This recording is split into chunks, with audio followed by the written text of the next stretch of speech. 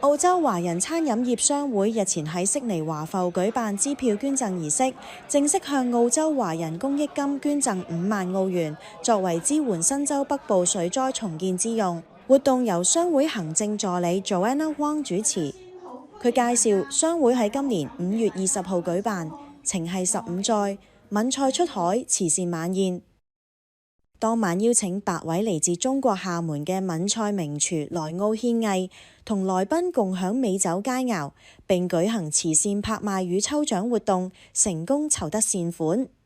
當晚晚宴拍賣活動亦都係一大亮點。據活動總監陳偉透露，嘉賓對拍賣品反應熱烈，最高成交價達5200澳元。佢期望透過中華飲食文化同慈善活動嘅結合，促進主流社會對華人文化嘅認識同接納。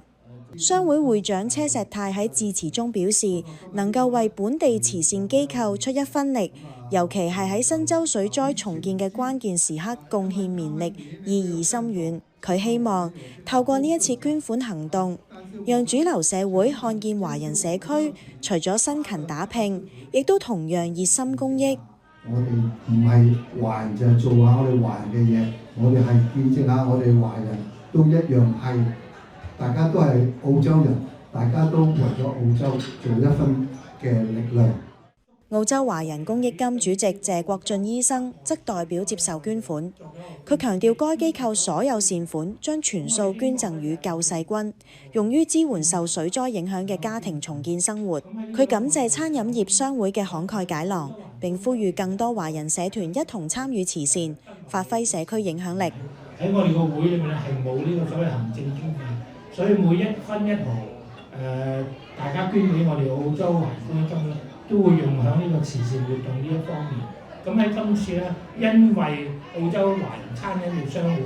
我哋就會促進咗我哋喺對於呢個澳洲北岸水災咧，我哋就作咗一個捐款，亦都作咗一個呼籲。車石泰會長最後向所有嘅贊助單位同埋嘉賓致謝，特別鳴謝當晚冠名贊助李錦記同埋亞林美食會長林永義嘅大力支持，使活動得以順利舉行，並成功邀請遠道而嚟嘅8位廈門名廚。澳洲社區快訊報導本地華人資訊，歡迎觀眾以及各大商家提供不同社區資訊。我哋嘅報料電子郵箱係 news@ace-aus.com。我係最新嘅 AI 專員 Miss Ace。